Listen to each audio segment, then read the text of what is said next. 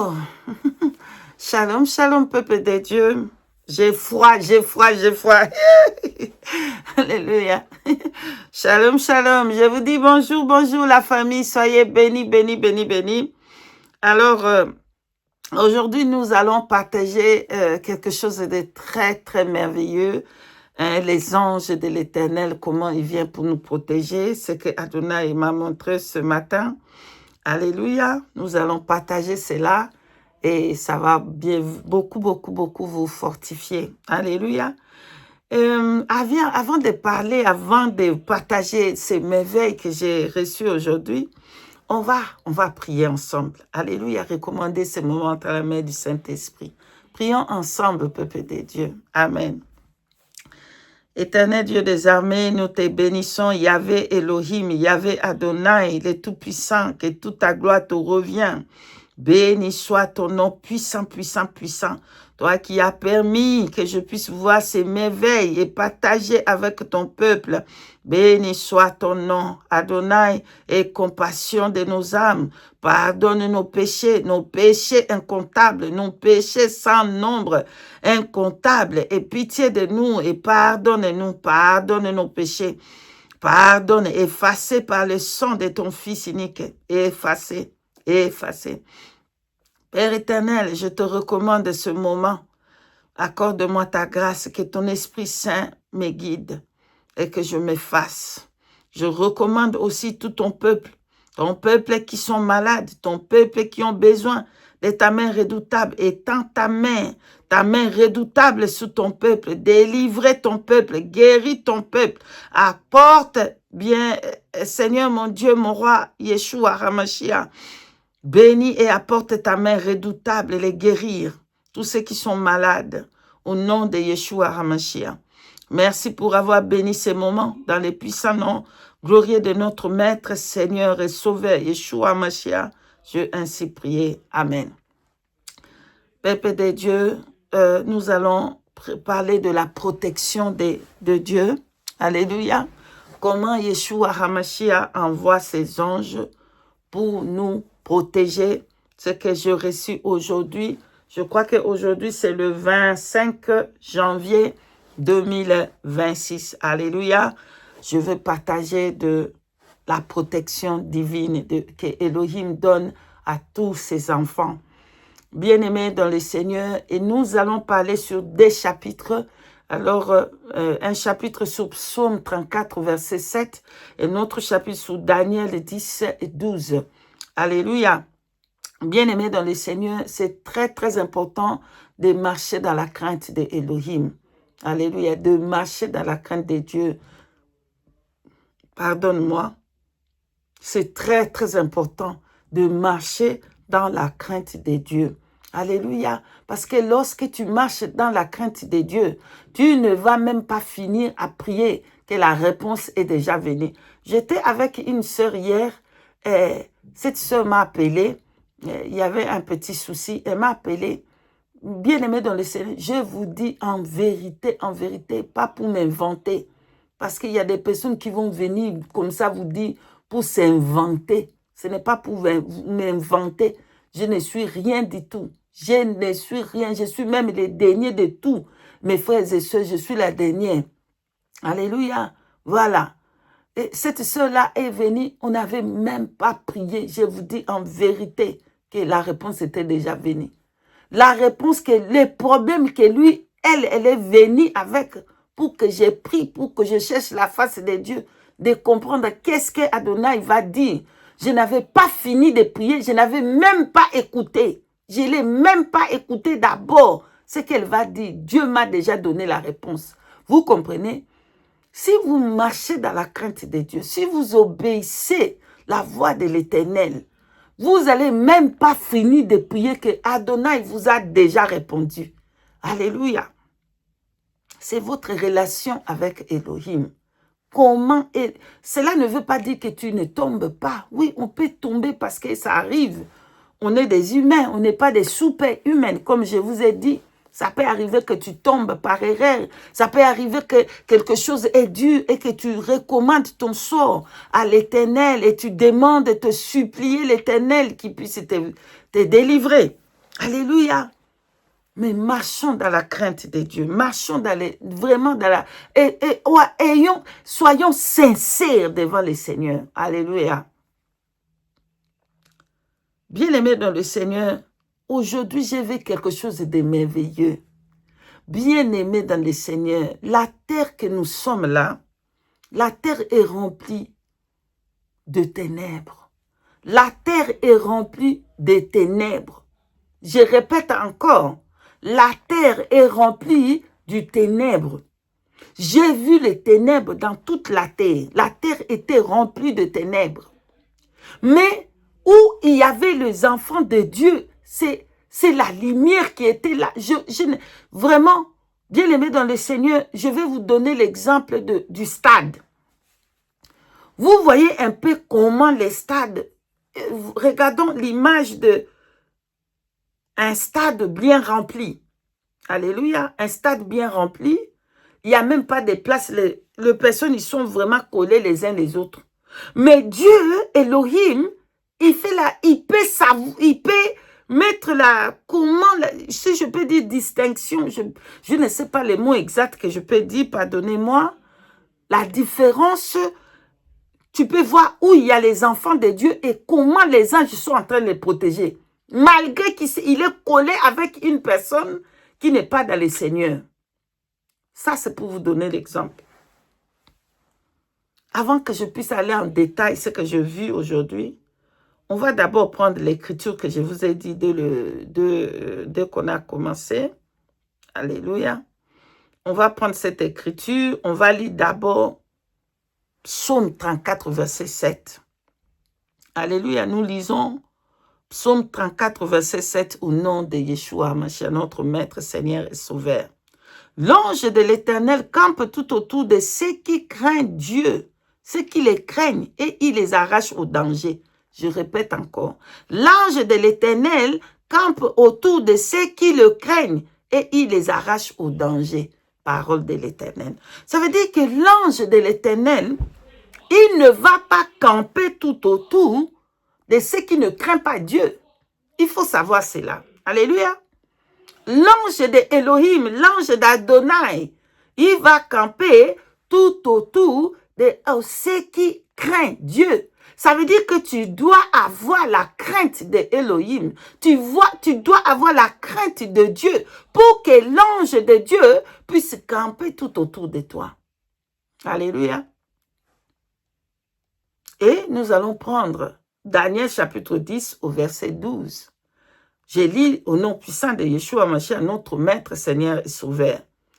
Il me dit, Daniel, ne crains rien, car dès les premiers jours où tu as eu un cœur de comprendre et d'humilier devant ton Dieu, tes paroles ont été entendues et c'est à cause de ces paroles que je viens. Alléluia. Qui est en train de parler ici? Alléluia. Qui est en train de parler? Alléluia. Qui est en train de parler, bien-aimé dans le Seigneur? C'était ange Gabriel qui parlait. Alléluia. C'est ange Gabriel qui parle dans le livre de Daniel chapitre 10. Et parce que plus tard, dans le verset 13, vous allez voir qu'il dit que le chef du royaume du Perse m'a résisté 21 jours. Mais voici Michael. Donc c'était l'ange Gabriel qui est en train de parler. Alléluia, c'est merveilleux. Voilà, Daniel, bien-aimé dans le Seigneur, Daniel n'a pas encore fini de terminer sa prière. Il a juste commencé de prier. Et que la réponse était déjà descendue. Ah, c'est merveilleux, bien-aimé, c'est merveilleux. La réponse est déjà descendue avant que lui, il finisse même de prier. Et l'ange, Adonai a déjà envoyé son ange. Parce que des anges, ce sont des serviteurs de Dieu que Dieu envoie. Elohim envoie ses anges. Ce sont ses serviteurs. Alléluia.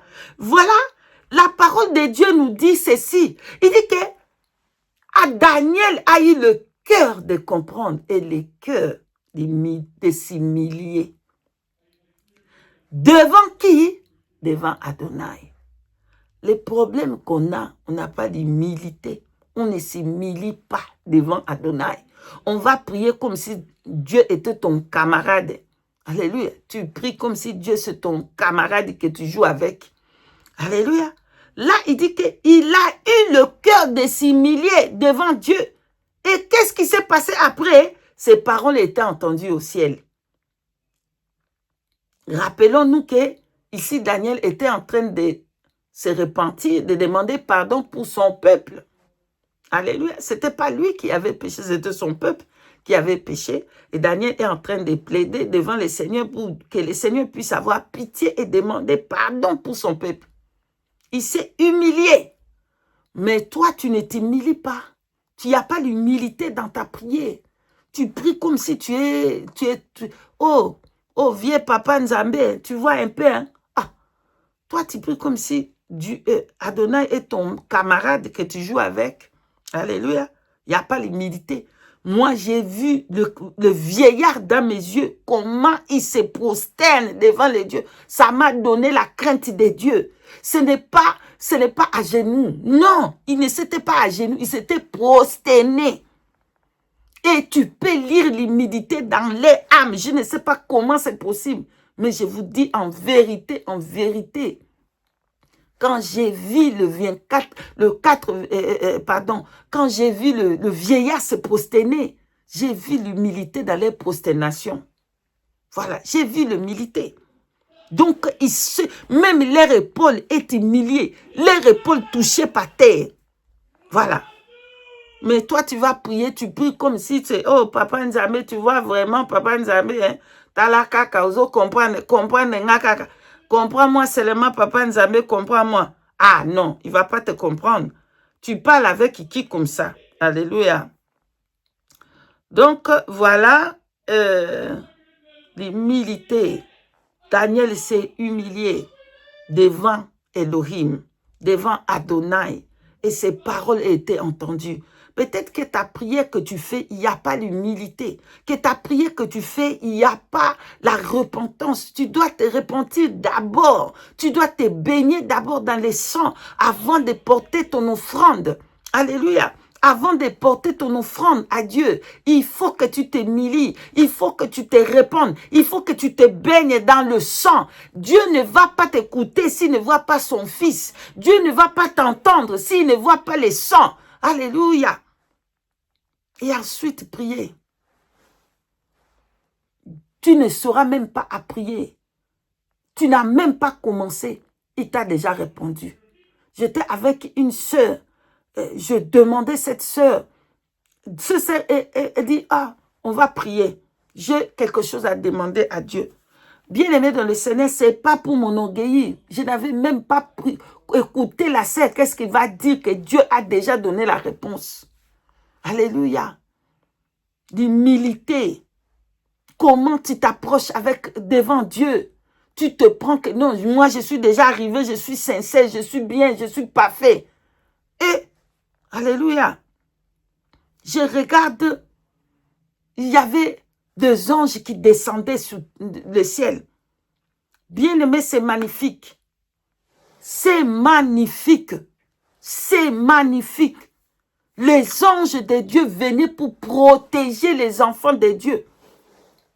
Comme on a lu dans le livre de Psaume 38, verset 7. Dans les autres versions, c'est 8. 34, 8. Alléluia. L'ange de l'Éternel campe tout autour à ceux qui craignent Dieu. Maintenant, j'ai vu, ce n'était pas un seul ange qui protégeait une âme. Bien aimé, c'était beaucoup des anges qui protégeaient une seule personne. Waouh, c'est merveilleux. Ils descendaient et ces anges-là, ils n'avaient pas de couleur. Bien aimé dans le Seigneur, vraiment, je ne sais pas vous expliquer les choses de Dieu quelquefois.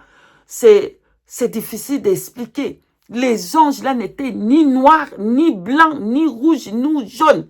Il n'y avait pas de couleur dans ces anges-là. Et même les habits, pardonne-moi, hein, bien aimé dans le Seigneur, donc ils sont, même les habits, c'est la même, ils ont le même couleur que leurs habits. Je ne sais pas comment vous expliquer cela. Bien aimé dans le Seigneur. Et les couleurs, c'était comme transparent. Vous voyez un peu l'eau. C'était comme de l'eau. Mais ce n'est pas de l'eau. Mais c'était transparent. Ils couvraient une âme. Ils le couvrent avec les plumes. Ils le couvrent. Bien-aimé dans le Seigneur, ce qui m'a étonné, c'est que j'ai vu la terre. La terre était dans les ténèbres, complètement. Mais où il y avait les enfants de Dieu, il y avait la lumière et les anges le couvraient. Les anges le couvraient. Et il y a une personne est couverte par 10 anges. Ils sont en train de le couvrir. Mais ce qui m'a étonné de plus, bien-aimé dans le Seigneur, c'est que je vais vous donner un peu l'exemple de lorsque vous êtes dans le stade. Alléluia. Et j'ai vu aussi l'image de stade. En tout cas, c'était l'image du stade. Et là où un enfant de Dieu est assis, vous voyez un peu le stade, comment il y a plusieurs personnes qui sont attachées l'un de l'autre. Là où un enfant de Dieu est assis comme ça, il y a quelqu'un à côté de cette personne qui n'est pas dans le Seigneur. Il n'est pas protégé. Bien aimé, la personne là n'est pas protégée. Mais la personne qui est attachée à moi, mais les anges, il est couvert. Mais je peux voir que non, les anges là ont couvert seulement l'enfant de Dieu. Mais tout le reste, il y avait le ténèbre. Là où il y avait les ténèbres, il n'y en avait pas la protection. Et c'était comme ça. Partout, les anges de Dieu, ils descendaient, ils couvraient avec les plumes les enfants de Dieu. C'était comme ça. Partout dans les 4 coins du monde. Les anges, ce n'était pas un seul ange, c'était plusieurs anges. Ils les couvraient avec les plumes. Et c'était 5, 10 anges pour une personne. Ils les couvraient avec les âmes. Mais la personne ne voit rien. La personne est assise comme ça, il ne voit rien. Mais moi, je suis en train de voir comment les anges les protégeaient. Donc, qu'on puisse marcher dans la crainte de Dieu. Lorsqu'on soigne notre relation, lorsqu'on marche dans la crainte de Elohim, les anges de Dieu nous protègent. Comme il est écrit dans le livre de Psaume 34, l'ange de Dieu campe tout autour à ceux qui craignent Dieu. C'est seulement ceux qui craignent Dieu. Si tu ne crains pas Dieu, tu es quelqu'un qui aime les boissons, tu es toujours en train de t'enivrer avec les boissons, tu es dans les cigarettes, tu es dans le drogue, tu es dans le mensonge, tu es dans l'hypocrisie, ce manque d'amour. Tu as toutes ces choses-là. Dieu ne va pas te protéger. Dieu, il protège ceux qui craignent Dieu, ceux qui marchent dans la crainte de Elohim. J'ai regardé tous ces anges, j'ai dit, waouh, pourquoi tu as peur? Pourquoi nous avons peur? Bien-aimé, que la paix te quitte aujourd'hui. Que tu saches que non, Dieu ne t'a pas abandonné. Yeshua est là pour te protéger, toi et ta famille. Il te protège. Alléluia. Donc, c'était merveilleux. Et j'ai regardé, wow, regarde les couleurs. Ils ne sont pas blancs, ils ne sont pas noirs, mais ils sont transparents, ils sont comme la couleur comme de l'eau. C'est comme ça que je peux dire. Mais ce qui m'étonnait de plus, ils ressemblent à leur habit. Donc, leur habit et leur corps, c'est la même couleur. Il n'y avait pas différentes couleurs. Comme peut-être nous, comme nous, on peut voir ça, c'est moi, et ça, c'est mon habit. Mais eux, ils n'avaient pas comme ça. Les habits, les robes étaient la même chose que leur visage. Waouh! Magnifique. Magnifique. Et ils protégeaient les enfants de Dieu. N'ayez plus peur, bien-aimés. N'ayez plus peur. N'ayez pas peur de ce monde. J'ai vu les ténèbres couvrir le monde. Mais n'ayez pas peur, car toi, tu es la lumière. Tu es la lumière. Tu es la lumière dans le monde. Jésus-Christ de Nazareth à toi. Et c'est pour ça que tu es la lumière. Parce que la lumière, c'est la parole que tu as. Comme il est déclaré, le livre de Psaume 119, verset 105, c'est la parole qui est la lumière. Toi, tu as la parole, tu es la lumière dans ce monde. Tu apportes ta lumière pour éclairer ta famille, ta maison, là où tu vas, dans ton travail, partout où tu vas. Ta lumière est avec, la lumière de Yeshua, la parole est avec toi. Merveilleux. C'est pour ça que c'est ça ce que je voulais partager avec vous. N'ayez plus crainte.